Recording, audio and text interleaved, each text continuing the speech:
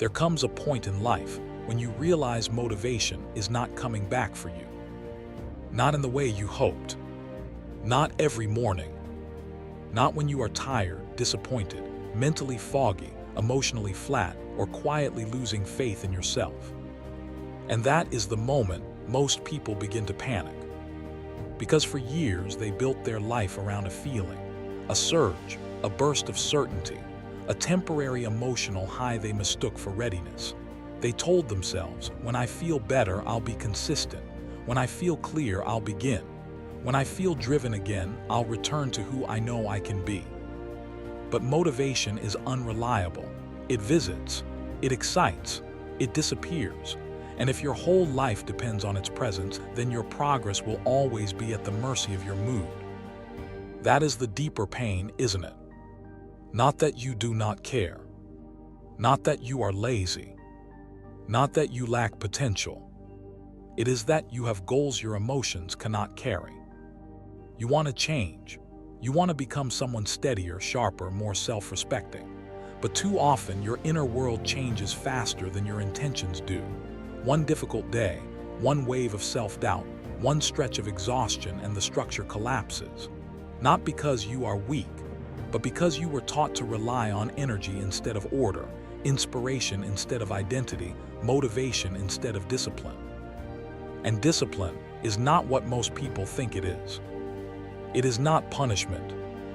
It is not aggression. It is not becoming cold, robotic, or hard on yourself. Real discipline is something quieter than that. It is self-command when emotion is unstable. It is direction when desire goes missing. It is the ability to keep a promise long after the feeling that created it has faded. That is why this matters so much. Because the quality of your life will not be determined by what you do when you feel powerful. It will be determined by what you do when you feel nothing at all. Motivation starts movement. Discipline protects it. The most dangerous habit is waiting to feel ready. A stable life is built by actions that do not depend on your mood. This is not a conversation about becoming extreme. It is a conversation about becoming dependable to yourself. About building an inner structure that does not collapse every time your emotions shift. About learning how to move without drama, how to act without excitement, how to continue without applause. Because once you understand that, everything changes. When motivation leaves you behind, it does not mean the journey is over. It means the real work is finally beginning. There is a particular kind of disappointment that does not look dramatic from the outside. No one sees it clearly. No one writes about it honestly enough, but many people live inside it for years. It is the disappointment of beginning well and not becoming the person you thought that beginning meant you were becoming. You decide to change. You feel clear for a moment. You make the plan, clean the room, set the alarm, write the goals down, promise yourself that this time will be different. And at first it feels different. Your mind is sharper. Your energy is higher. You move with unusual sincerity. You believe yourself. Then quietly, life becomes ordinary again. You get tired. Work drags on. Your emotions shift. The urgency fades. The morning feels heavier. The plan that felt meaningful 3 days ago starts to feel negotiable. What seemed obvious now feels optional. And without any dramatic collapse, you begin to loosen your grip. One delay becomes two. One missed action becomes a softer standard. Soon the version of you that felt so committed is gone, and you are left with something heavier than failure. You are left with confusion. Because the beginning was real, the desire was real, the intention was real, so what happened? This is where many people become unfair to themselves. They call themselves lazy, weak, undisciplined, inconsistent. But that interpretation, while common, is often too shallow to be useful. It turns a pattern into a character judgment. It makes the problem sound moral when it is often structural. And that distinction matters. Because if you believe your issue is that you are broken at the level of character, then every failed attempt becomes proof. But if the issue is that you built action on something unstable, then the collapse says something very different. It says not that you are hopeless, but that you have been depending on a fuel source that cannot carry the full weight of your life. That is a much more honest place to begin. Many people are not failing because they do not care. They are failing because they have confused a powerful beginning with a sustainable system. They have mistaken emotional ignition for personal change, and those are not the same thing. A strong beginning can be sincere and still be insufficient. That is one of the hardest truths to accept when you are trying to rebuild yourself, because the beginning feels so convincing. It feels like evidence. It feels like transformation. But often it is only a moment of alignment, not yet a structure. And when that moment passes, as moments do, there is nothing underneath it strong enough to keep carrying behavior forward. So the problem is not only that you stopped. The deeper problem is that you expected the feeling that started you to also sustain you. And that expectation quietly breaks people, not all at once, slowly, repeatedly. Each time they begin with hope and end with distance from themselves. Each time they mean it and still do not stay with it. Each time they lose not only momentum but a little trust in their own word. This is the silent crash after a good beginning, not a public failure, not a dramatic ruin, just the private pain of watching your own sincerity fade into inconsistency again. And if that pattern has worn you down, the first thing you need is not more self-attack. It is a more accurate understanding of what you have actually been building on. Motivation has a strange kind of power over the human mind. Not because it is always reliable, but because it is so emotionally convincing when it appears. When motivation is present, everything seems to become simpler at once. The task looks clearer. The future feels more reachable. Effort feels meaningful. Even discomfort appears manageable because emotion temporarily wraps the work in energy, direction, and personal significance. In that state, people do not just feel ready to act. They feel as if they have changed. That is where the misunderstanding begins. Because motivation does not only give you movement, it gives you the experience of internal certainty, and certainty can be deceptive. A person can feel deeply committed on Monday and completely negotiable by Thursday, not because the goal was fake, but because the emotional state carrying that goal was temporary. The problem is that while motivation is present, most people do not treat it as temporary. They treat it as proof that they are finally serious, proof that this time will last, proof that wanting strongly means they are now structurally capable of sustaining action. But wanting something intensely and being able to keep showing up for it are two very different abilities. One is emotional. The other is behavioral. One belongs to a moment. The other belongs to a system. This is why motivation so often creates false confidence. It produces a powerful internal atmosphere, and people mistake that atmosphere for evidence of stability. They assume that because action feels easier now, it will remain easier later. They confuse access with ownership. They have temporary access to energy, and they interpret it as permanent ownership of discipline. But motivation is not discipline.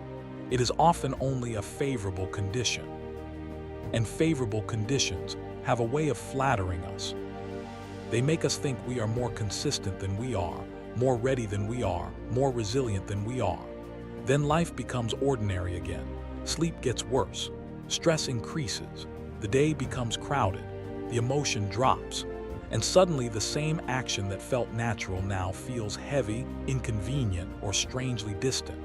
The person is left wondering why something that felt so real can disappear so fast. The answer is uncomfortable, but clarifying. Motivation feels stronger than it really is because it changes perception before it changes structure. It can light the mind up without training the self. It can create movement without creating standards. It can make a person feel transformed before they have built anything solid enough to survive low mood, boredom, distraction, or fatigue. That does not make motivation useless. It makes it limited. Motivation is helpful at the start. It can open the door. It can create momentum. It can reconnect a person with desire. But it is a poor foundation for a life that must continue through tired mornings, emotionally flat afternoons, and days when nothing inside you feels especially inspiring. So the mature question is not, how do I stay motivated forever? It is, what will still hold when motivation leaves? That question changes everything. Because once you stop worshiping motivation, you can finally start building something stronger than a feeling. There is a cost to waiting that most people do not calculate clearly enough. Not just the cost of lost time, though that matters. Not just the cost of missed progress, though that matters too. The deeper cost is what waiting does to your relationship with yourself. Because every time you keep handing action over to mood, you teach your mind a dangerous lesson. Nothing moves unless a feeling approves it first. At first, this seems harmless, even reasonable. You tell yourself you are being thoughtful. You are waiting for the right energy, the clearer head, the calmer week, the better moment. You do not call it avoidance because avoidance sounds too obvious, too ugly, too dishonest. What you call it instead is preparation, timing, recovery, needing space, wanting to do it properly. And sometimes those things are real, but often they become a more respectable language for delay. That is why this pattern is so hard to catch. It rarely appears as direct refusal. It appears as soft postponement. Not no, just not yet, not today, not like this, not until I feel more like myself. But if you need a certain emotional climate before you can act, then your life becomes dependent on whether you do not control. That is not readiness. That is vulnerability disguised as discernment. And over time, that pattern becomes expensive in ways most people only feel, but do not name. They feel more scattered, less trusting, more divided inside. They start to hesitate even around things they care about deeply. A person can still have ambition, intelligence, and genuine desire, yet quietly lose authority over his own behavior because he has practiced waiting more than he has practiced moving. That is the hidden price. You do not only delay the task, you weaken the link between intention and action. You slowly build a self that is emotionally literate, but behaviorally unreliable. And that creates a painful inner contradiction. You know what matters, you know what you want, you may even know exactly what to do, but knowledge without movement begins to rot into frustration. Then frustration, if repeated often enough, becomes self-doubt. Not because you lack potential, but because your own pattern keeps giving you the same message. Apparently, wanting is not enough to make you move. A person living inside that cycle often becomes harsher with himself. He thinks the solution is more pressure, more guilt, more dramatic promises. But the real issue is simpler and more serious. He has trained himself to wait for internal permission. So this is the correction. Readiness is not a feeling you wait for. It is often a posture you create by beginning before the feeling arrives. That does not mean reckless action. It means refusing to let emotion serve as the gatekeeper of behavior. The moment you see that clearly, the question changes. You stop asking, "Do I feel ready?" and start asking something more useful. What standard do I want to live by, even on ordinary days? One of the most damaging things people do to themselves is call a structural struggle a character flaw. They say, "I'm just lazy." And the more often they say it, the more permanent the problem begins to feel. But in many cases, laziness is not the most accurate word. It is only the most punishing one. It collapses too many different experiences into one blunt judgment. Fatigue becomes laziness. Resistance becomes laziness. Uncertainty becomes laziness. Fear of difficulty becomes laziness. Emotional heaviness becomes laziness. And once that label takes hold, the mind stops investigating. It concludes instead of observing. That is dangerous, because a bad label creates a bad solution. If you believe you are lazy, you will probably try to fix yourself with shame, pressure, or self-contempt. You will try to insult yourself into motion. You will promise to be tougher, harsher, less forgiving. But that approach usually fails because it still does not identify what is actually happening in the moment action breaks down. And what is often happening is much more specific. You are not refusing effort because you love doing nothing. You are avoiding friction. Friction is the inner resistance that appears when a task asks something uncomfortable from you. It may ask for focus when your mind is scattered. It may ask for patience when you want relief. It may ask for repetition when you crave stimulation. It may ask for humility when you want immediate competence. It may ask for action before confidence or consistency before visible reward. And the mind almost automatically begins to pull away. Not because it is evil, not because you are weak, because friction feels costly in the short term, even when avoiding it becomes costly in the long term. This is why a person can want the result and still resist the process. He wants the stronger body, but not the strain of training. He wants the calmer mind, but not the repetition of sitting still with himself. He wants the finished work, but not the uncertainty of beginning badly. From the outside, that can look like laziness, but inside, it is often a quieter conflict. The self is trying to move toward meaning while also trying to escape discomfort. That is a very different diagnosis. And once you see it, you can become more honest in a useful way. Instead of saying, "Why am I like this?" you start asking, "What friction am I trying to avoid right now?" That question is sharper. It turns vague self-judgment into real-time awareness. It helps you notice whether the task feels boring, difficult, exposing, slow, or emotionally inconvenient. It lets you meet the problem where it actually lives. Because discipline does not begin when you become a different person. It begins when you stop misreading the moment. That is where mature self-command starts, not with drama, but with accurate recognition of the exact discomfort that keeps interrupting your follow-through today. A great deal of inconsistency comes not from loving comfort in the abstract, but from habitually stepping back whenever effort becomes emotionally unpleasant. Name that clearly, and you are no longer trapped inside a moral accusation. You are standing in front of a real pattern. And real patterns can be changed. Most people do not abandon their standards in one dramatic moment. They talk themselves away from them quietly. That is why this pattern is so dangerous. It rarely feels like self-betrayal while it is happening. It feels reasonable, measured, temporary, even deserved. The mind does not usually say, "I am choosing drift." It says something softer, more persuasive, more difficult to challenge. Later, tomorrow, after I rest, after this stressful week, when I can do it properly, when I feel more focused, when I am in a better mood. And because these thoughts sound sensible, people obey them without realizing that something serious is taking place. They are not merely delaying an action. They are entering a negotiation with a standard that was supposed to be clear. This is one of the hidden differences between intention and discipline.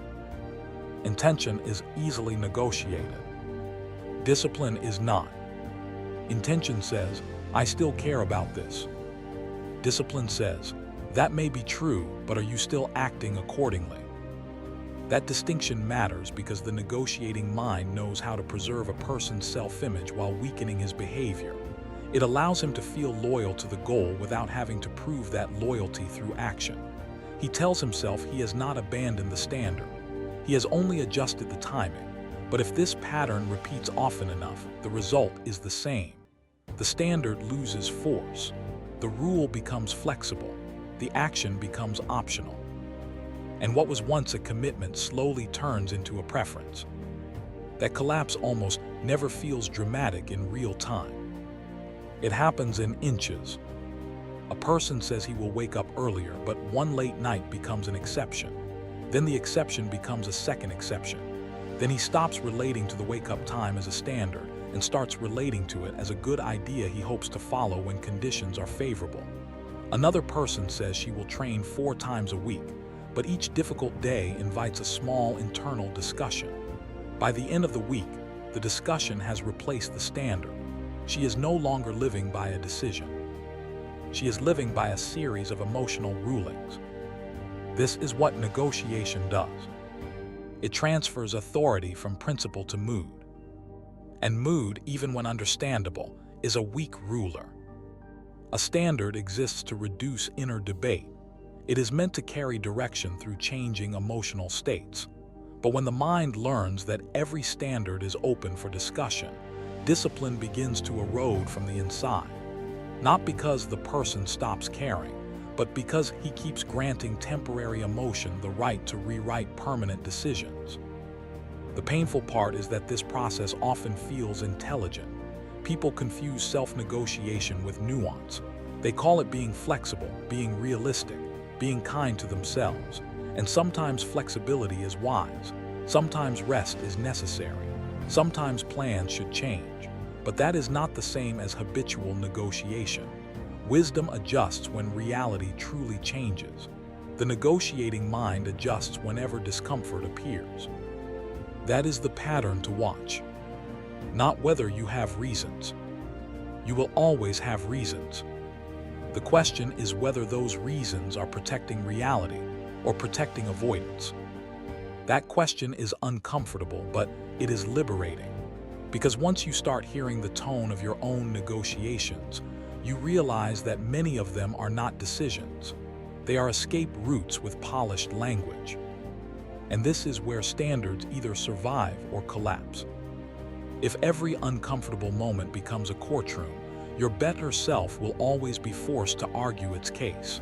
It will have to debate with fatigue, boredom, self-pity, and temporary emotion every single day.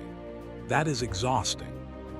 And eventually, the side of you that wants ease will become more rhetorically skilled than the side of you that wants growth. So the goal is not to become emotionless. The goal is to stop putting every standard up for debate. Because the more often you negotiate with what matters, the less weight your own decisions begin to carry. And when your decisions stop carrying weight, your life starts drifting under the appearance of thoughtfulness. A missed action is never only a missed action. That is why inconsistency hurts more than people sometimes know how to explain. On the surface, it looks small. You skipped the work, delayed the task, broke the routine, let the day slide. None of that seems large enough by itself to create the weight people often feel afterward. And yet the weight is real, because what hurts is not only the unfinished action, it is the message the action leaves behind. Every repeated pattern teaches. Every kept promise teaches. Every broken promise teaches too. The question is not whether your behavior is shaping you. It is whether you are paying attention to what it is teaching. When a person repeatedly acts in alignment with a standard, something quiet begins to happen inside him. He does not just complete tasks. He starts to become more believable to himself. His mind begins to expect follow-through. His identity starts to organize around reliability. Action and self-image begin to support each other. He says he will do something, and over time, a deeper part of him believes it. But the opposite process also exists. When a person repeatedly delays, avoids, starts and stops, or emotionally negotiates his way out of the things that matter, the mind learns from that too. Not in a dramatic, theatrical way, in a steady, conditioning way. It begins to lower its expectations. It stops fully trusting his declarations. His promises still sound sincere in the moment, but internally they carry less authority than they once did. Not because he is intentionally dishonest, but because his behavioral evidence has started contradicting his verbal intention too many times. This is why self-doubt is often not random. It is learned. A person who has broken enough patterns begins to experience his own ambition differently. He can still want more for his life. He can still have insight. He can still make plans and feel moved by possibility. But another part of him has become cautious. It has seen too many openings collapse. It has heard too many promises that did not become patterns. So even when hope appears, it is now mixed with hesitation. That hesitation is not always low confidence in the usual sense. Sometimes it is simply damaged internal credibility. And internal credibility matters more than people think. Because your nervous system is always collecting evidence about the kind of person you are in motion, not the kind of person you admire, not the kind of person you imagine yourself becoming, the kind of person you repeatedly prove yourself to be when boredom arrives, when emotion drops, when effort feels inconvenient, when no one is watching, when the reward is delayed. That is where identity gets trained. Not in the moment of intention, in the moment of friction. This is the reframe many people need. They think discipline is mainly about getting more done, being more productive, becoming more impressive. But underneath all of that, discipline is also a process of teaching yourself who you are. It is a way of instructing the self through repeated evidence. Every time you return, you send a signal. Every time you stay with the standard, you send a signal. Every time you refuse to turn one difficult mood into a broken direction, you send a signal. And slowly, those signals accumulate. This is why broken patterns are expensive. Not because perfection is required and not because one missed day destroys a life. The real danger is repetition without awareness. It is allowing inconsistency to become the dominant teacher. It is rehearsing the same collapse often enough that the mind begins to treat it as normal. Once that happens, a person no longer struggles only with action. He struggles with expectation. He starts assuming he will drift. He starts bracing for his own inconsistency before it happens. He begins each new effort with less innocence, less trust, less internal authority. That is an exhausting way to live. To want change, but quietly doubt your own continuity. To care deeply, but no longer fully believe your own promises. To know what matters, but carry an identity that keeps whispering, "You probably won't stay with this." That whisper did not appear out of nowhere. It was taught, which means it can also be retrained. Not through affirmations alone, not through emotional speeches to yourself, through evidence, through repeated experiences of return, through smaller, steadier acts that begin rebuilding the link between what you say and what you do. Identity does not become trustworthy because you describe yourself differently. It becomes trustworthy because your behavior starts giving your mind a new pattern to believe. So this is the deeper stake beneath discipline. You are never only managing tasks. You are always educating identity. And the patterns you repeat are writing a quiet answer to one of the most important questions in your life. When it is time to act, who are you becoming?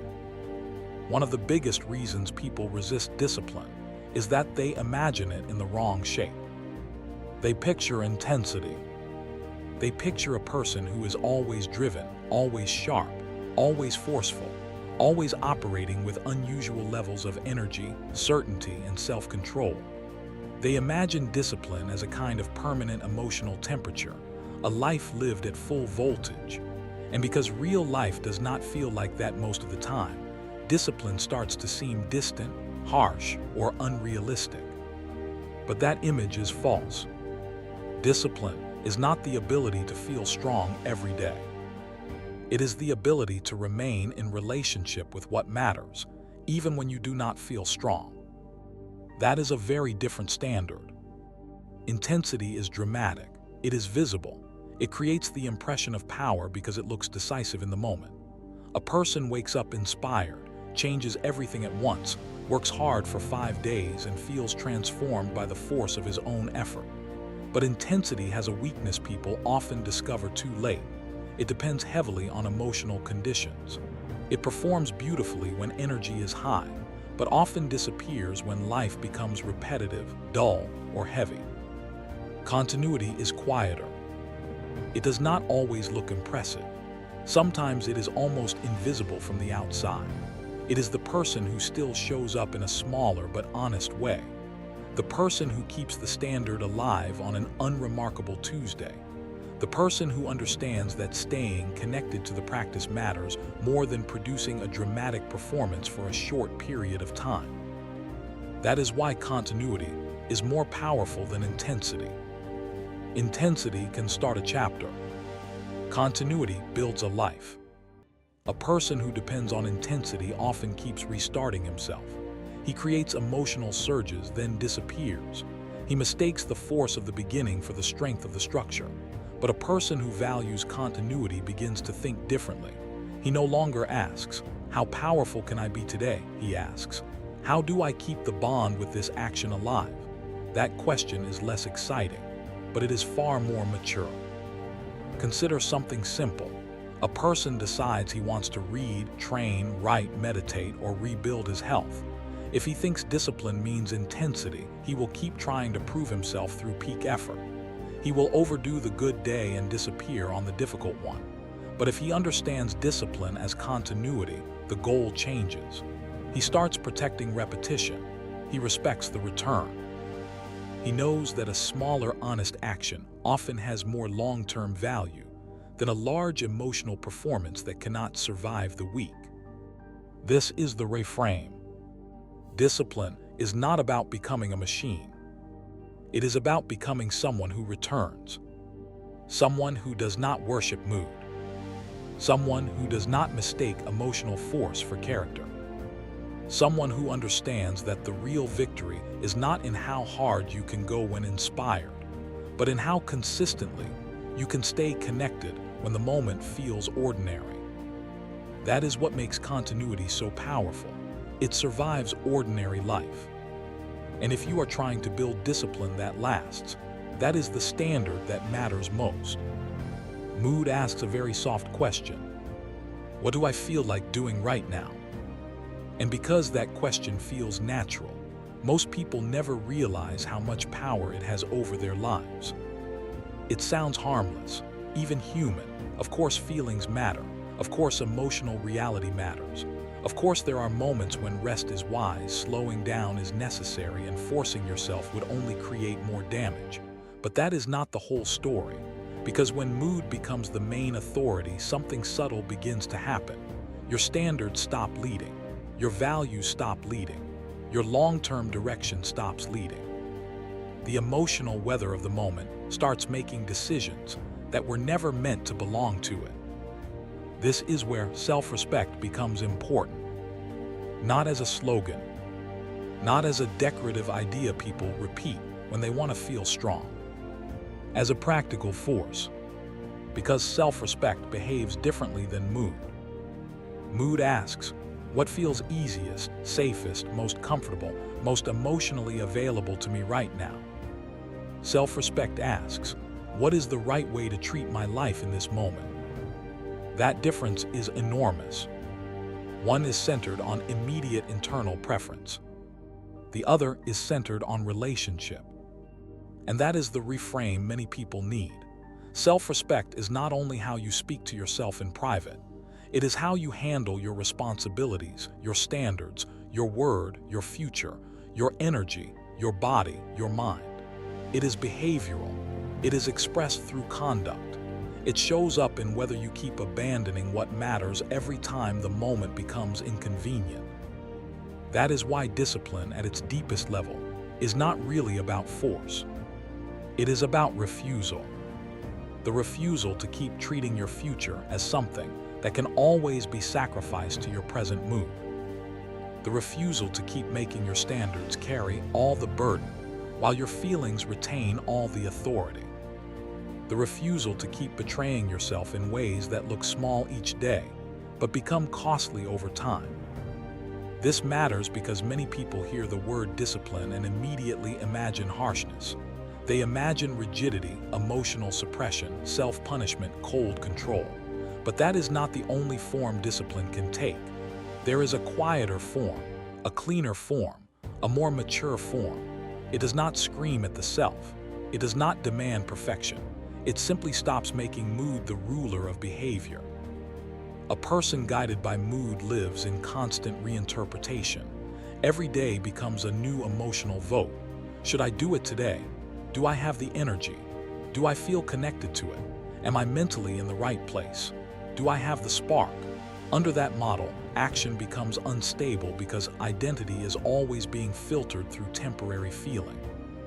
A person guided by self-respect still feels everything. He still gets tired. He still feels resistance. He still has mornings where the task looks heavier, afternoons where his mind is noisy, evenings where comfort pulls harder than principle. But he is relating to those states differently. He is no longer asking only what he feels. He is asking what kind of relationship he wants to have with himself when the feeling is inconvenient. That question changes behavior. Imagine someone who has promised himself he will train, write, study, or wake earlier. The old pattern says, "I'm not really in the mood today, I'll do it tomorrow when I can do it better." That sounds caring on the surface, but repeated often enough it becomes abandonment with polite language. Self-respect cuts through that fog. It does not say, "Become extreme." It says, "Do not keep disappearing on yourself." Maybe the session is smaller today. Maybe the output is lower. Maybe the energy is imperfect, but the relationship remains intact. The person does not vanish from his own standards simply because his emotions fail to flatter them. That is dignity, and it is far more stable than motivation. Mood is temporary by nature. It rises, drops, shifts, reacts, absorbs stress, responds to sleep, weather, conflict, hormones, memory, and invisible mental noise. It is not designed to carry the full architecture of a serious life, yet many people unconsciously assign it that role. Then they wonder why they feel internally fragile, why they keep losing direction, why self-trust keeps thinning out. It is because mood was never meant to be a leader. It is information. Useful information, sometimes important information, but still only information. Self-respect is different. Self-respect interprets the information without surrendering authority to it. It can acknowledge exhaustion without making every tired feeling a command. It can honor emotional reality without treating every passing state as a law. It can be flexible without becoming weak. That balance matters, because the goal is not emotional denial. The goal is emotional maturity. And emotional maturity means this: I can feel resistance without obeying it automatically. That line is simple, but it separates two very different lives. One life is governed by internal weather. The other is guided by chosen standards. One keeps asking how it feels. The other remembers what it serves. And when you start living from that second place, discipline stops feeling like punishment. It starts feeling like alignment. You are no longer forcing yourself to become someone unnatural. You are simply refusing to keep handing your direction over to passing states. That is why self-respect is such a powerful foundation for discipline. It gives discipline emotional meaning without making it emotional. It turns action into a way of staying loyal to yourself. It replaces the unstable question, "Do I feel like it?" with the steadier question, "How do I want to show up in relationship to my own life?" That question is harder, but it is also cleaner. Because once self-respect enters the room, mood is no longer the only voice that matters. Many people hear the word standards and immediately feel resistance. They hear restriction, pressure, loss of freedom. They imagine a life that is tighter, colder, less human. A life where everything is rigid, where spontaneity dies, where every day becomes a controlled performance. And because that image feels heavy, they keep leaning toward a looser way of living. They trust feeling. They trust openness. They trust flexibility. They tell themselves they do not want to become too hard, too strict, too mechanical. But what they often call freedom is actually instability. And what they fear as restriction is often the very thing that would give their life more peace. This is one of the most important reversals in the entire discipline conversation. Standards do not imprison a serious life. They stabilize it. Without standards, every important action must be decided again and again inside changing emotional weather. You do not simply have to do the thing. You have to re-justify the thing. You have to refeel the thing. You have to talk yourself into the thing. You have to persuade your mood, negotiate with your resistance, and create enough internal momentum to overcome the friction of beginning from zero each time. That is exhausting. It may look flexible from the outside, but inside it creates constant decision fatigue. It turns simple commitments into daily debates. It puts too much authority in temporary states and not enough authority in chosen direction. Over time, that kind of freedom becomes chaotic. A person feels open but not anchored, free but not steady, emotionally expressive but behaviorally unreliable. That is not real freedom.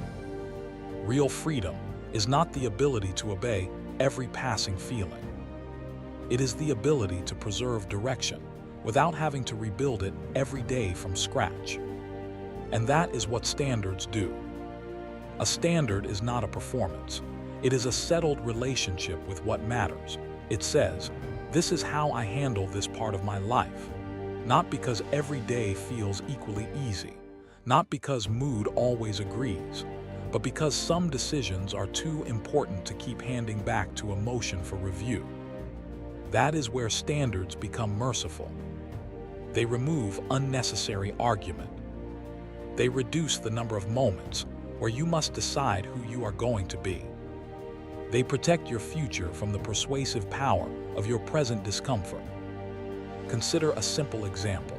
A person with no real standard around sleep, work, training, writing, or mental discipline lives in ongoing interpretation. Each evening, each morning, each difficult hour becomes another opportunity to reconsider. Maybe today yes, maybe today no. Maybe later, maybe tomorrow. Maybe when I feel sharper. Maybe when life gets easier. That person may believe he is preserving freedom, but in reality he is living under emotional instability. His direction is too vulnerable to his state. Now imagine someone with a real standard, not a fantasy standard, not a perfectionistic one, a clear one. He does not wake up each day and ask whether the standard still applies. He may adjust intensity. He may scale effort. He may respond intelligently to reality. But he is no longer debating the existence of the commitment itself. The argument has already been settled. That settledness creates relief. This is what many people miss. Standards do not only make you stronger, they make you calmer. They reduce noise. They remove the exhausting burden of endless self-negotiation. They keep you from having to reinvent your seriousness every time your mood changes. In that sense, standards are not the enemy of freedom. They are what free you from being ruled by internal chaos. Feelings cannot do that. Feelings are important, but they are unstable by design. They rise and fall with sleep, hormones, memory, stress, weather, conflict, blood sugar, disappointment, overstimulation, loneliness, hope, and dozens of invisible shifts you do not fully control. Feelings are not wrong because they change. They are simply not built to create long-term structure. They can color experience. They can signal need. They can reveal strain. But they cannot, by themselves, build a reliable life. Only standards can do that. Because standards remain meaningful, even when the emotional atmosphere changes. That is why a person with standards often looks quieter than a person who lives by feeling. There is less drama around ordinary action, less internal bargaining, less theatrical dependence on inspiration. He is not always trying to generate energy. He is relying instead on something more stable, a decided relationship with the behaviors that matter. This does not make him less human. It makes him less fragile. That difference matters. A fragile life needs the right mood to function. A structured life can function across multiple moods because it is not asking emotion to do a job emotion was never designed to do. And once you understand that, standards begin to feel less like punishment and more like protection. They protect your future self from your temporary self. They protect your values from your fluctuations. They protect your direction from your excuses. They create a form of inner order that feeling alone cannot sustain. So the next time part of you resists standards because they seem restrictive, look more carefully. Ask yourself what your current version of freedom is actually producing. Is it producing steadiness, clarity, trust, and movement? Or is it producing drift, delay, and repeated uncertainty dressed up as openness? That is the real contrast. The absence of standards does not usually create freedom. It creates exposure. Exposure to mood, exposure to fatigue, exposure to self-negotiation, exposure to whatever emotion happens to be strongest in the moment. And when a life is exposed in that way for too long, it begins to lose form. Standards restore form. They do not remove your humanity. They give your humanity a structure strong enough to carry what you care about when your feelings stop cooperating. And that is a far deeper freedom than emotional flexibility will ever give you. One of the most common mistakes people make when trying to become disciplined is that they begin with an ideal version of themselves instead of a real one. They build for their most inspired day, not for their ordinary day. They create plans full of intensity, ambition, and personal symbolism. Wake up earlier, train harder, read more, work deeper, change everything. And because the vision feels meaningful, they assume the structure is strong. But what they have often created is not a disciplined system. It is an emotional performance plan designed for a version of themselves that only appears under favorable conditions. That is why so many good intentions collapse. The standard was too dependent on energy. It was too dependent on clarity. It was too dependent on the person feeling strong enough to carry an ideal version of the day. But real discipline is not built on your best day. It is built on what remains possible on your difficult one. This is why minimum standards matter so much. A minimum standard is the smallest version of a behavior that still protects the relationship between you and the thing that matters. It is not the most impressive version. It is not the version that flatters the ego. It is the version that keeps continuity alive when life becomes inconvenient, noisy, emotionally flat, or heavy. That is what makes it powerful. It is not built to show who you are at your peak. It is built to prevent disappearance when you are not. And that shift changes everything. When people think only in terms of big ambition, they often swing between overperformance and absence. On the good day, they do too much. On the hard day, they do nothing. But minimum standards interrupt that cycle.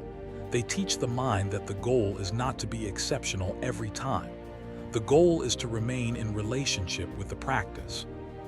That might mean a shorter workout instead of no workout, a page instead of a chapter, 10 focused minutes instead of a dramatic promise you cannot sustain, a walk instead of a complete collapse into passivity, a cleaned corner instead of waiting to become the kind of person who transforms the whole room in one burst. What matters is not the size alone. What matters is the signal. Because every minimum standard sends a message. I still return. I still honor this. I do not disappear from my own life just because today is not ideal. That message matters more than people realize. Many people secretly think small actions do not count. Their pride resists them. Their mind says, if it is not a full effort, it is barely worth doing. But that mindset is one of the hidden enemies of discipline. It worships intensity and disrespects continuity. It would rather produce one dramatic display than build a pattern that survives reality. And a person who thinks like that often keeps restarting from zero, because he does not know how to stay connected in a modest but honest way. Minimum standards teach maturity. They teach you to stop asking, what would the best version of me do today? And start asking, what is the minimum action that keeps this identity alive today? That is a much more useful question. It protects against all or nothing thinking. It lowers resistance without lowering seriousness. It creates a bridge between intention and evidence. And evidence is what rebuilds trust. If you are trying to become disciplined after years of inconsistency, you do not need a beautiful fantasy. You need a standard that can survive your real life. One that still holds when motivation drops, when the schedule tightens, when the emotions become dull, when the day feels less heroic than the one you imagined. Because discipline does not grow when you impress yourself. It grows when you remain reliable under conditions that would usually make you disappear. A great deal of what people call discipline is actually environment. Not all of it, of course. Character matters. Standards matter. Self-respect matters. But many failures that feel deeply personal are being quietly supported by a structure that makes avoidance easier than action. And if you do not understand that, you will keep trying to solve a design problem with self-criticism. That almost never works. Because the mind is strongly influenced by what is near, what is frictionless, what is already open, what requires the fewest steps, what offers the quickest relief, and what asks the least emotional effort in the moment. This is not always a sign of weakness. It is simply how human behavior often works. We move toward the path that is easiest to enter, especially when energy is low, attention is scattered, or motivation has already faded. That is why environment matters so much. If the right action requires too many decisions, too much setup, too much searching, too much internal preparation, and the excuse requires almost nothing, your inconsistency is being helped by design. You may still blame yourself. You may still call it a discipline problem, but part of the truth is simpler than that. The structure of your day is making the wrong behavior easier to choose. And ease wins more often than people like to admit.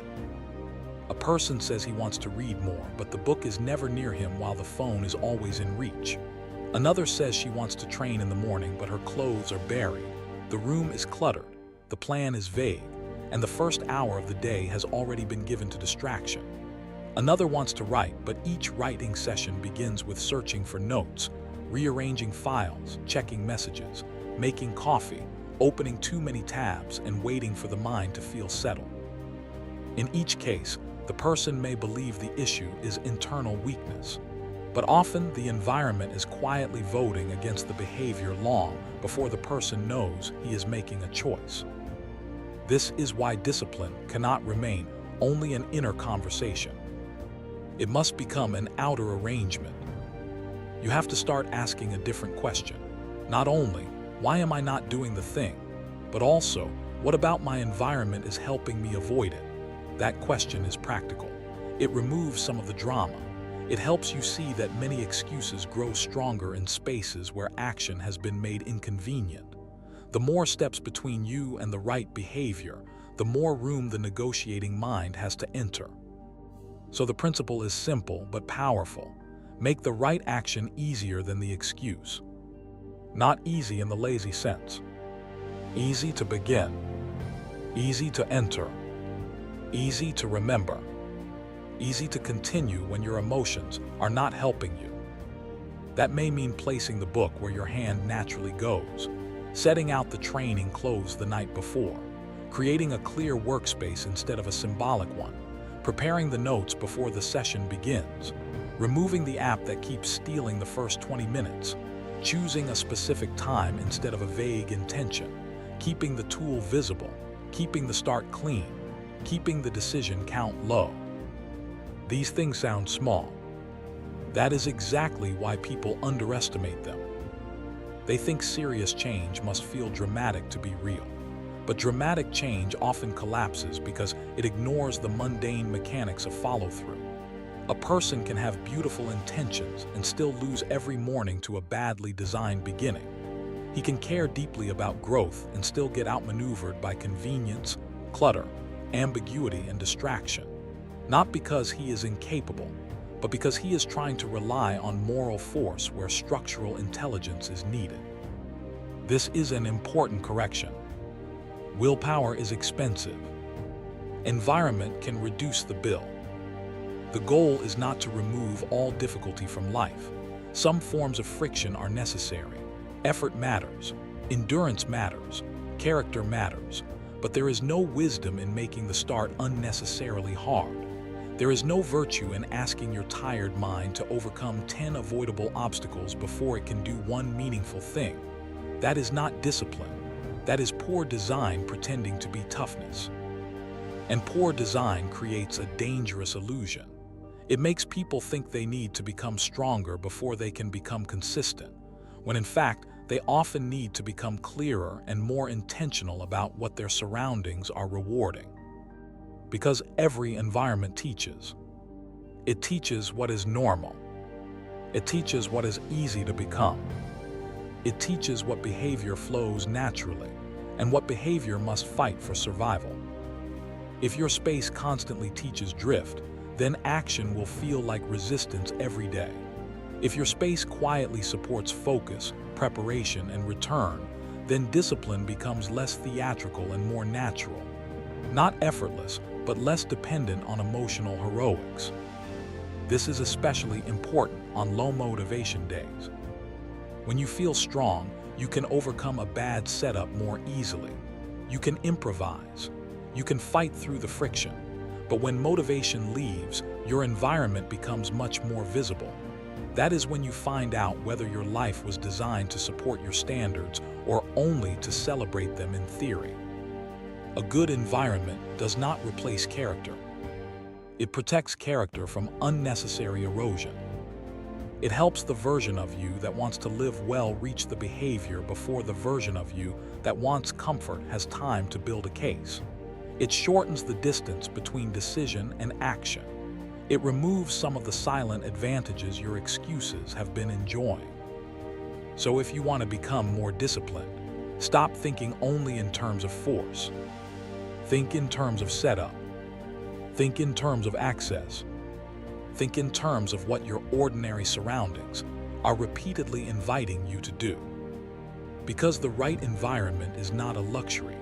It is one of the quietest forms of self-respect. It says, I know my mind will not always feel strong, so I will not make the right action harder than it needs to be. That is not weakness. That is wisdom. For many people, the hardest part of discipline is not the work itself. It is the moment before the work.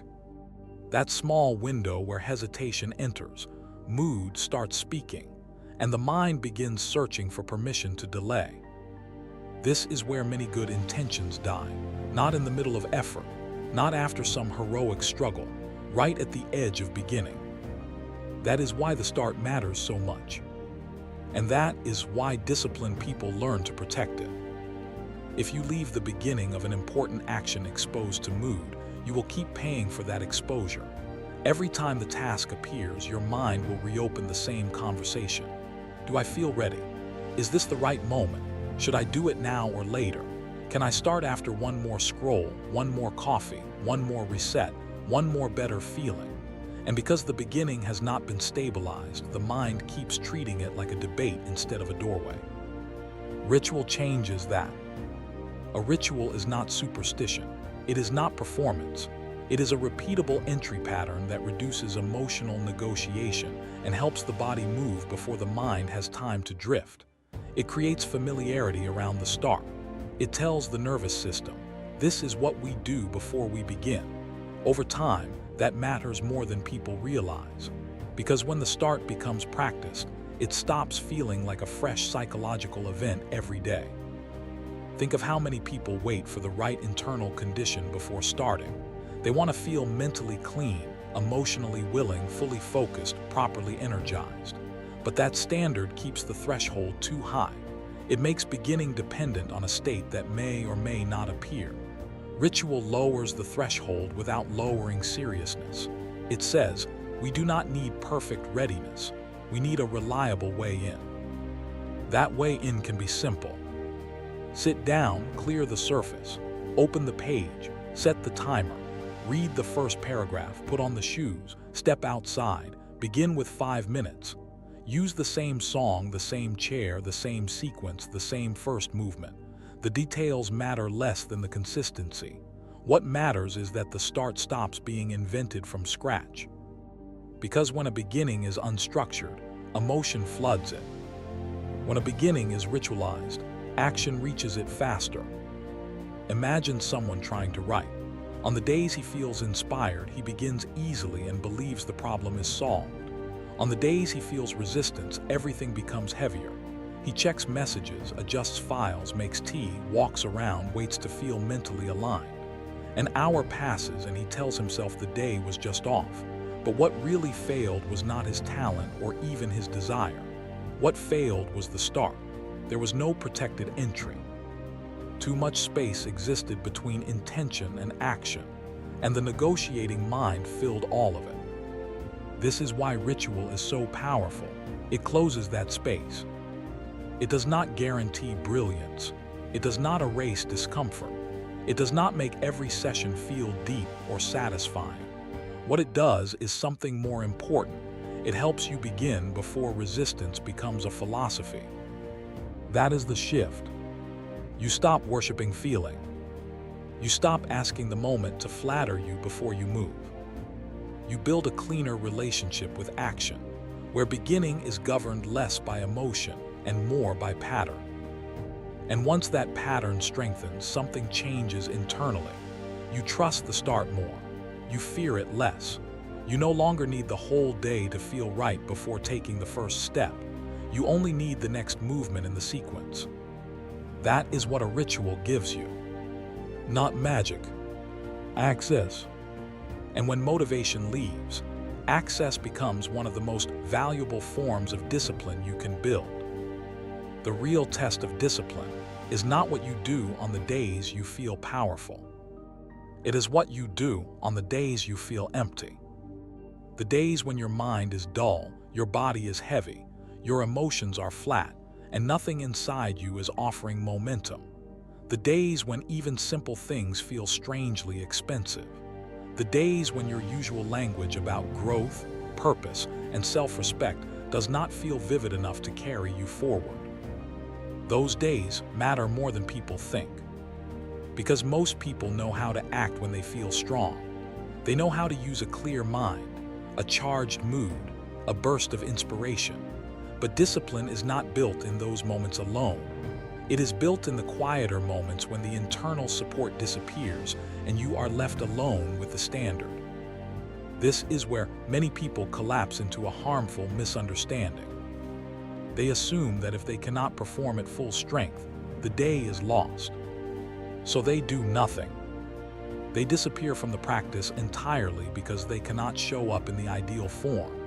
They think in extremes, either a strong session or no session, either full effort or total retreat, either proof of strength or evidence of failure. But that way of thinking makes low-energy days far more destructive than they need to be. Because the goal on empty days is not excellence. It is preservation. You are not trying to prove how impressive you are when you feel depleted. You are trying to protect the bond between you and the behavior that matters. That is a different assignment, a calmer one, a wiser one. This is where scaling becomes essential. Scaling is not quitting. Scaling is not lowering your standards into meaninglessness. Scaling is the disciplined ability to reduce the size of the action without abandoning the action itself. If the full workout is too much, keep the body in motion anyway. If the deep work session is beyond your mental range, protect 10 honest minutes. If the reading feels heavy, read a page. If the journaling feels unreachable, write a paragraph. If the room cannot be fully reset, restore one surface. The action may be smaller, but the relationship remains alive. That is the key. On empty days, you must learn to distinguish between honest limitation and convenient withdrawal. Honest limitation says, I do not have full capacity today, so I will act in a reduced but sincere way. Convenient withdrawal says, because today does not feel ideal, I will vanish completely and try again later. One protects continuity. The other strengthens fragility.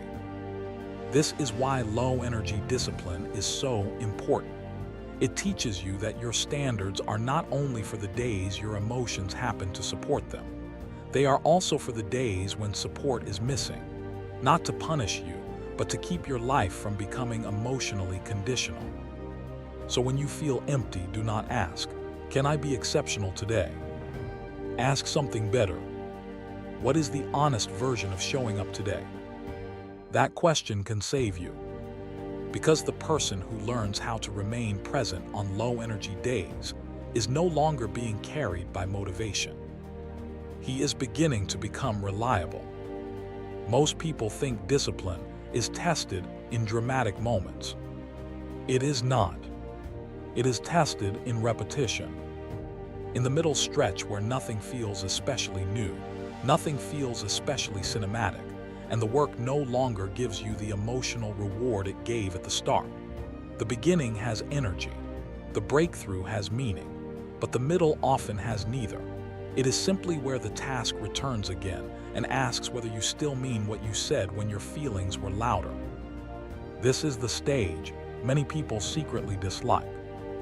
Not because they are incapable of growth, but because the boring middle gives them less emotional stimulation than they expected. It does not flatter them. It does not constantly remind them that change is happening. It does not always produce visible evidence at the pace the ego wants. It asks instead for something quieter, repetition without applause, effort without novelty, return without emotional drama. And that is exactly why it matters. Because the boring middle reveals whether you were attached to the result or attached to the process of becoming the kind of person who can stay with something after the emotional excitement has gone. That distinction changes everything. At the start of a new effort, many people feel alive. They like the freshness of the plan. They like the hope of reinvention. They like the feeling that life is opening again. But once the activity becomes ordinary, another part of the self begins to speak. This is repetitive.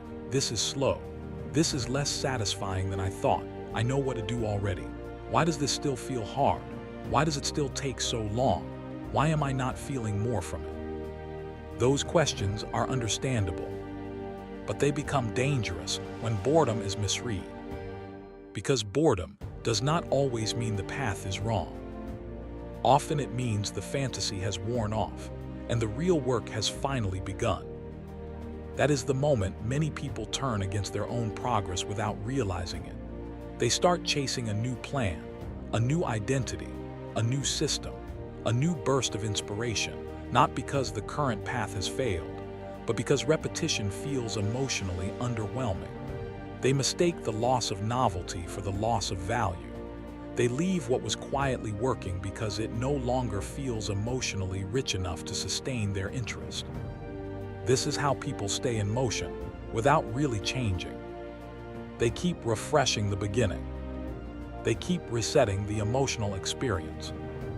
They keep searching for a more exciting method so they do not have to face the deeper challenge, which is that much of meaningful growth is structurally repetitive. You wake up and do the work again. You return to the standard again. You manage your state again. You choose the right action again. There is no permanent graduation from that rhythm. And once you stop resenting that, discipline becomes much easier to build. Because the boring middle is not a flaw in the process. It is the process. It is where the behavior loses its novelty and begins taking on the weight of identity. At the beginning, action can still be supported by enthusiasm. In the middle, action has to be supported by something steadier: standards, ritual, self-respect, a chosen relationship with repetition. That is where discipline stops being an emotional event and starts becoming a trait. Think about any area where people want lasting change: training, writing, learning, emotional regulation, recovery from old patterns, better sleep, better focus, stronger boundaries.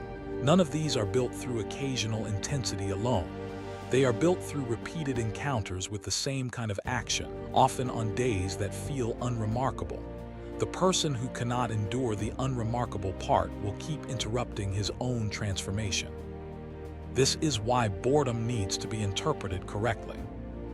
Boredom is not always your enemy. Sometimes it is the emotional space in which depth is formed. Sometimes it is the sign that a behavior is moving out of performance and into structure. Sometimes it means you are no longer being entertained by change and are finally being shaped by it. That is a very important shift. Because once you understand that, you stop expecting every meaningful action to feel emotionally rewarding. You stop demanding constant stimulation from a process that was never designed to be exciting every day. You stop asking repetition to entertain you and start letting it strengthen you. That does not mean you become numb. It means you become more mature in how you relate to effort. You begin to see that much of a serious life is built in stretches that look plain from the outside. A walk taken again, a page read again, a standard honored again, a distraction resisted again, a difficult emotion handled slightly better than before. None of it looks glamorous in isolation, but over time, these quiet repetitions create a person who is less chaotic, less emotionally dependent, less easily thrown off course. And that is what many people actually want, even if they do not say it in those words. They do not only want results, they want inner steadiness. But steadiness is not built through novelty. It is built through sustained contact with chosen actions long after the excitement has faded. So when the middle starts to feel boring, do not assume something has gone wrong. Ask a better question. Am I bored because this has lost value, or because it is no longer stimulating my ego in the way it did at the beginning? That question brings honesty back into the room.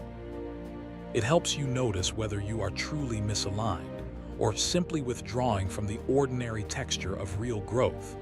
Because growth, when it becomes stable, often stops feeling dramatic. It starts feeling normal, and the ego often finds normality disappointing, even when normality is exactly what your life needs. This is why discipline and maturity are so closely connected. A mature person does not need every meaningful action to arrive with emotional fireworks. He understands that some of the most important behaviors in his life must be protected precisely when they feel repetitive. He knows that boredom can be endured, interpreted, and outlived. He does not instantly translate emotional flatness into strategic confusion.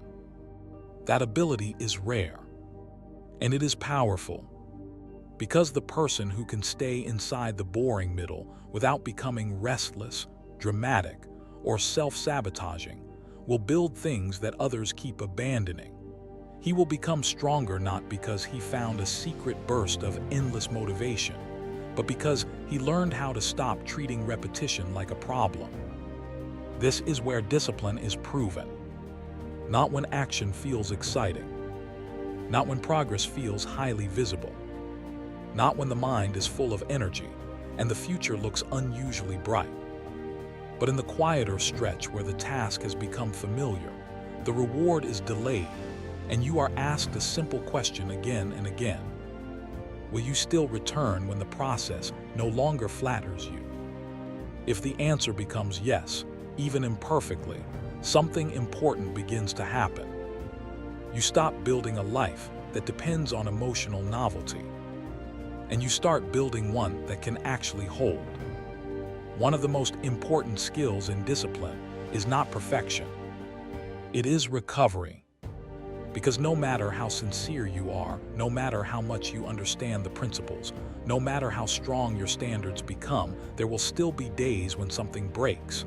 You miss the session. You lose the rhythm. You fall back into distraction. You let the day slide more than you meant to. This is not unusual. It is part of being human. But what happens next matters more than most people realize. Because a broken pattern is rarely what destroys progress. The story you attach to the broken pattern is what does the real damage. A missed day is a fact. A collapsed narrative is an interpretation. And many people move from the first into the second so quickly that they barely notice the shift. They do not just say, "I missed today." They say, "Here we go again." They say, "This is exactly why I never change." They say, "I always do this." They say, "Maybe I am just not disciplined." In that moment, the problem stops being behavioral and becomes identity-based. The mind takes one event and turns it into evidence for a larger belief. That is where shame begins doing its quiet work. Shame rarely sounds loud at first. Often it sounds tired, predictable, familiar. It tells you that the mistake confirms something you already feared, that this break is not just a break. It is a revelation, a proof, a reminder of who you really are when the mood fades. And once that story settles in, returning becomes much harder. Not because the action itself is impossible, but because now the action must fight through emotional heaviness, self-disappointment, and the feeling that the pattern has already been ruined. This is why recovery has to become fast. Not rushed in a frantic way. Fast in a clean way. Fast in the sense that you do not let the mind build a whole identity drama around a moment of inconsistency. A disciplined person is not someone who never slips. A disciplined person is someone who does not stay gone. That difference matters, because many people think the ideal is unbroken performance, but unbroken performance is not a realistic foundation for self-command. The real foundation is a calm relationship with repair. It is the ability to say, that was a break in pattern, not a definition of self. I return now. No grand speeches, no punishment, no theatrical reset, just return. This is harder than it sounds because the ego often prefers drama to humility. If the break feels painful, part of the mind wants to do something emotionally intense with it. Make a big promise, start over on Monday, design a new plan, recommit in a way that feels symbolic. But that impulse is often another form of escape. It turns recovery into an emotional event instead of a practical act. It delays the one thing that would actually restore trust, which is simple re-entry. So the rule becomes clear. Miss once if you must, but do not miss twice through storytelling. If you break the pattern, your first job is not to analyze your whole life. It is to shorten the distance between the break and the return. That may mean doing a smaller version the next day, re-entering with reduced expectations, picking the behavior back up before your mind has time to transform it into a referendum on your identity. The faster you return, the less symbolic the break becomes. It remains what it actually was, a lapse, not a verdict. This is where emotional maturity becomes visible. An immature mind either denies the break or dramatizes it. A mature mind acknowledges it, learns what is useful, and returns without self-destruction. That kind of recovery protects continuity. It keeps one difficult day from becoming a week, one missed action from becoming a new self-concept. And that protection is vital, because the longer a break lasts, the more the mind starts adapting to absence. The behavior feels less familiar. The threshold of return feels higher. Resistance gathers new arguments. Then what began as a small interruption becomes a real slide. Not because the first miss was catastrophic, but because it was allowed to become emotionally meaningful in the wrong way. So when a pattern breaks, stay honest but stay simple. What happened? What friction won? What do I need to adjust? Then return. Not when you feel pure again. Not when you feel worthy again. Not when you have rebuilt the perfect mood. Return while it is still slightly uncomfortable. That is how discipline is protected after disruption. Not by pretending the break did not matter, but by refusing to let it become a story bigger than the action itself. Because in the end, self-trust is not built by never falling out of rhythm.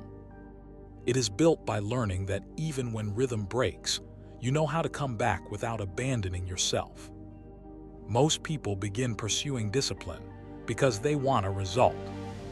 They want the stronger body, the calmer mind, the completed work, the repaired life, the regained control, the feeling of being back in charge of themselves. And there is nothing wrong with that. Results matter. Direction matters. External change matters. But if you stay with discipline long enough, something deeper begins to happen. You do not only change what you do, you change how you experience yourself. That shift is easy to miss at first because it is quieter than achievement. It does not announce itself dramatically. It does not always arrive with a visible milestone. Often it appears in subtle ways. You hesitate less before beginning. You trust your own word more. You feel less emotionally scattered. You recover faster from internal noise. You stop relating to yourself as someone who always needs to be rescued by a better mood. That is not a small change. That is a change in inner experience. And for many people, it is one of the most valuable things discipline ever gives. Because before discipline becomes stable, the self often feels divided. One part of you knows what matters. Another part keeps resisting it. One part makes promises. Another part delays them. One part wants clarity, strength, and order. Another keeps handing your life over to distraction, avoidance, and mood. That internal split creates exhaustion, not only because tasks go unfinished, but because your relationship with yourself becomes unreliable. You do not simply struggle with behavior. You struggle with self-contact. You stop feeling fully gathered inside your own life. This is what many people are really suffering from. Not just lack of productivity, lack of internal coherence. They are tired of feeling like their intentions and their actions belong to different people. Tired of needing a burst of inspiration just to do what they already know matters. Tired of feeling wise in thought and weak in execution. Tired of carrying knowledge without experiencing themselves as someone who can steadily live it. Discipline begins healing that fracture. Not because it makes you perfect, not because it removes all resistance, but because every time you follow through, something inside you becomes less divided. Every time you return instead of disappearing, you send a calming message inward.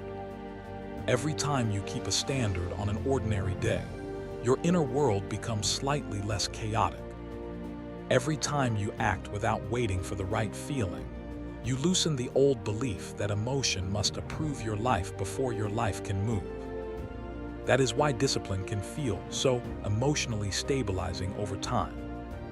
It reduces the distance between what you value and how you behave. And when that distance shrinks, you experience yourself differently.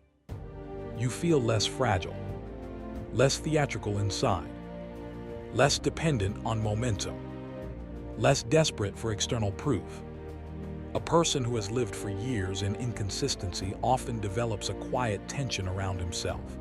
Even when he wants something sincerely, he does not fully trust his own continuity. He hopes, he plans, he means it. But beneath all that, there is caution. He has watched his own effort collapse too many times. He has seen desire fail to become pattern. So even when he speaks with confidence, another part of him remains unconvinced. That is a painful way to live, because it means you are never only facing the task. You are also facing your history with yourself. Discipline begins changing that history, not through one dramatic breakthrough, but through repeated evidence. You wake up and do what you said you would do, even imperfectly. You return after a difficult day. You maintain the relationship when the emotion is low. You stop making every action depend on a new internal ceremony. And gradually, the self starts softening in a new direction. It begins to expect steadiness. It begins to feel less surprised by follow-through. It begins to inhabit a different inner atmosphere. That atmosphere is hard to fake. It is the feeling of being more solid with yourself. Not harsh, not rigid, not constantly intense. Solid. That word matters because many people do not actually want a life that feels hard all the time. They want a life that feels dependable from the inside. A life where they are not constantly renegotiating with their own mind. A life where action does not always require emotional rescue. A life where they can carry direction through ordinary days without needing to become a new person every morning. Discipline creates that solidity. It changes your posture toward yourself. You stop relating to yourself mainly as a problem to solve. You start relating to yourself as someone capable of being trusted. That may be one of the most healing shifts in this entire journey. Because once a person experiences himself as trustworthy, many other things begin to change with him. His thinking becomes cleaner. His anxiety loses some of its chaos. His goals stop feeling so abstract. His self-respect becomes less performative and more lived. He does not need to declare who he is with as much force, because his behavior is already teaching him quietly. And this is why discipline is deeper than achievement. Achievement can give you moments of pride. Discipline can give you a different relationship with your own existence.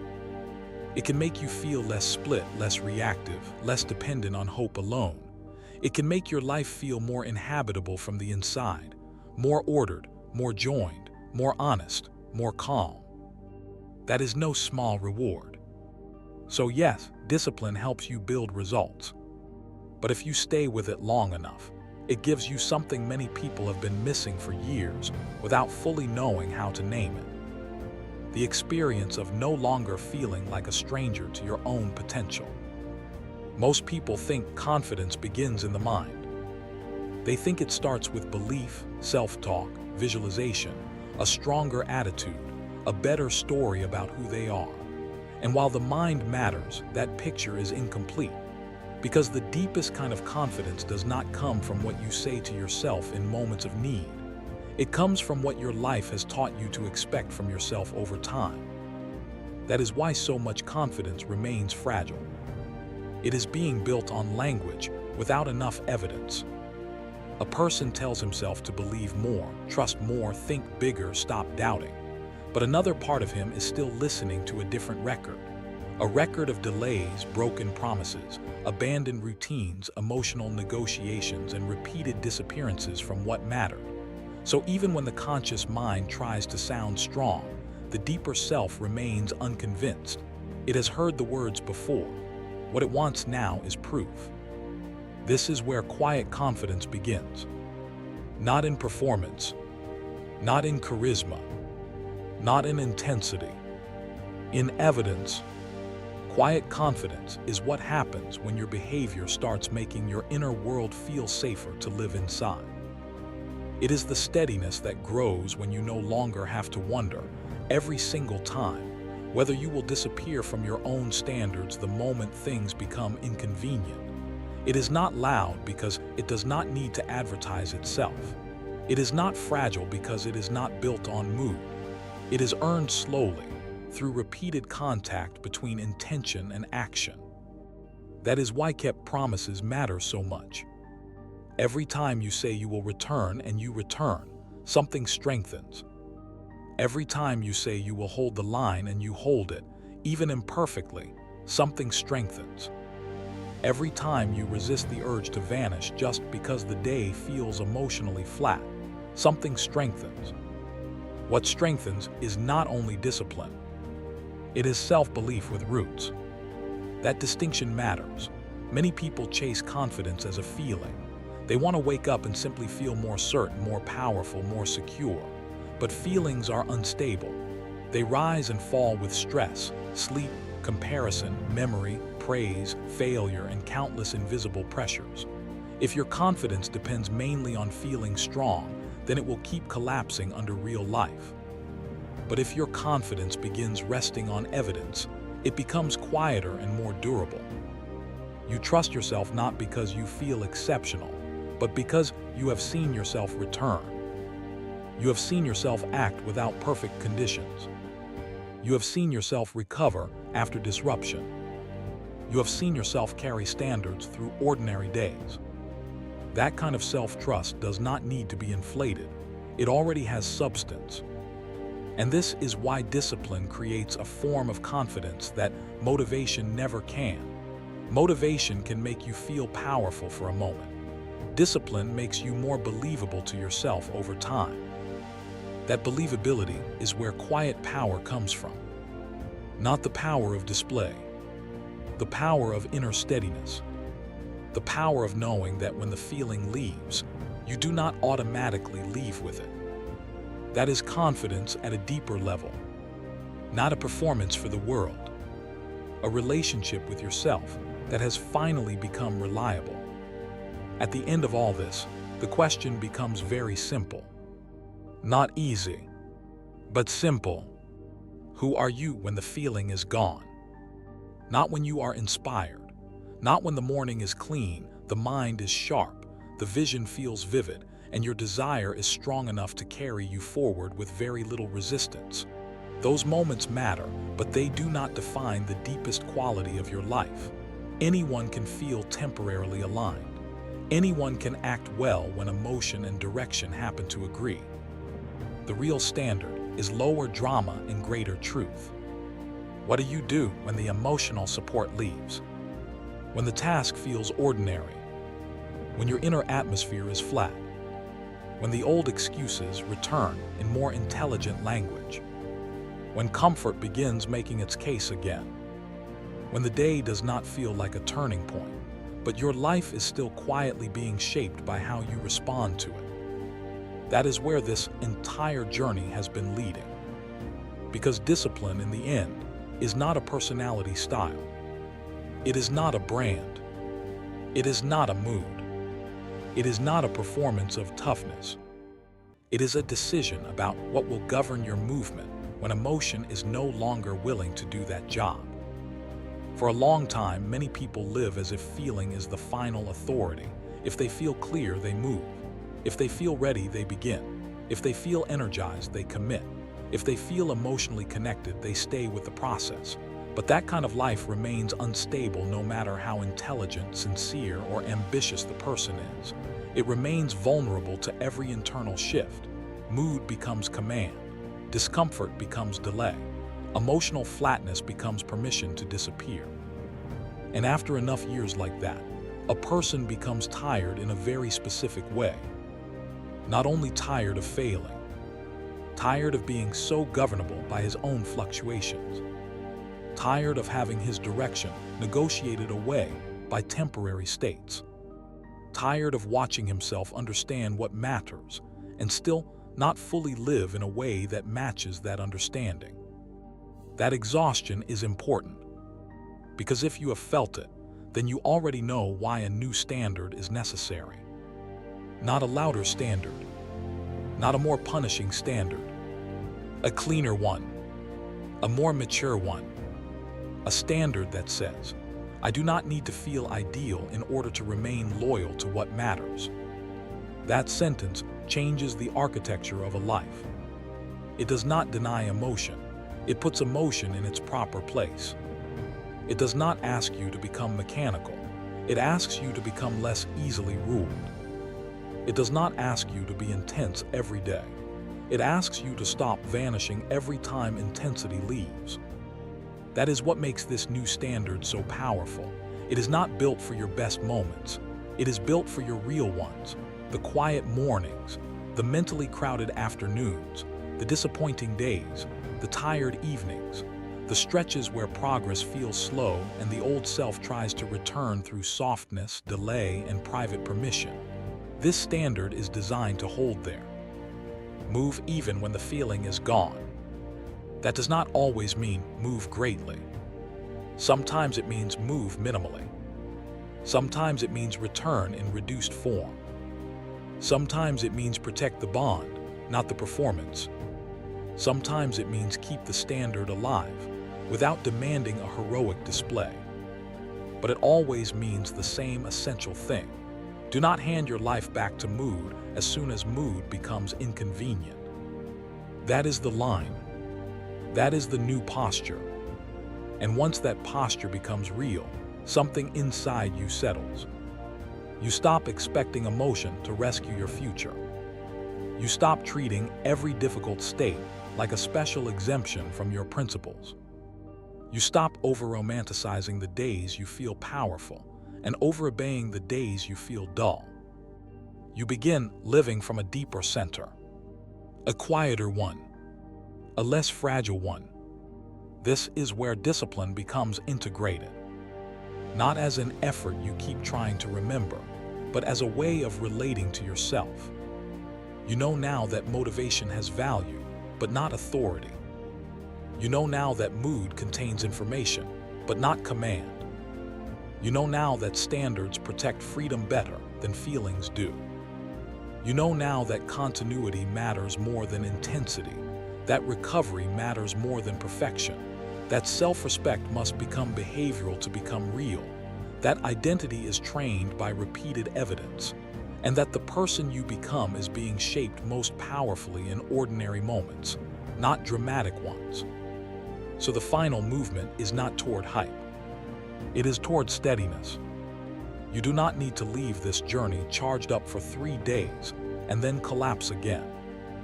You need to leave with something stronger than a surge. You need to leave with an inner rule you can actually live by. When the feeling is present, be grateful, but do not become dependent on it. When the feeling is absent, remain in motion anyway. When the day is easy, stay humble. When the day is difficult, stay connected. When the pattern breaks, return quickly.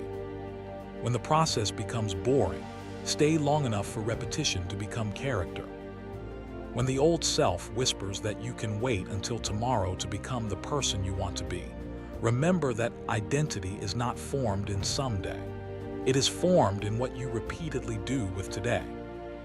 That is the deeper meaning of discipline. Not constant force, not emotional hardness, not self-punishment disguised as ambition. It is the quiet refusal to keep abandoning yourself whenever the moment stops flattering your intentions. And for many people, that refusal becomes the beginning of a different life.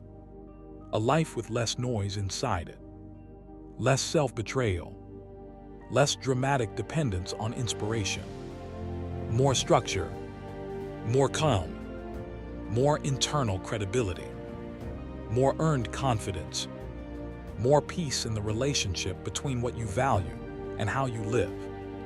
That peace matters because there is a particular relief that comes when you no longer need to wonder every day whether you will betray your own direction. There is a kind of strength in being able to trust that even if your mood changes, your standards do not disappear with it. There is a kind of freedom in knowing that you do not need a perfect feeling in order to keep your life moving. That freedom is quiet. It does not need to look impressive. It does not need to be announced. It is felt privately as solidity, as steadiness, as a growing sense that your life no longer belongs to whichever emotional current happens to be strongest that day. And maybe that is the best way to understand this entire transformation. You are not trying to become someone who never feels resistance. You are becoming someone who knows how to move with integrity even when resistance is present. You are not trying to become someone who is always motivated. You are becoming someone who no longer makes motivation a requirement for self-respect. You are not trying to manufacture a permanent high state. You are building a life that can continue through low states without collapsing into drift. That is real power, and it is quieter than most people expect. So let this be the standard you carry from here. Not perfection, not intensity, not emotional certainty. Just this: move even when the feeling is gone. Move honestly. Move in proportion to the day if you must. Move imperfectly if you must. Move quietly if you must. But move, because every time you do, you teach yourself the same life-changing truth. You do not have to be carried in order to continue.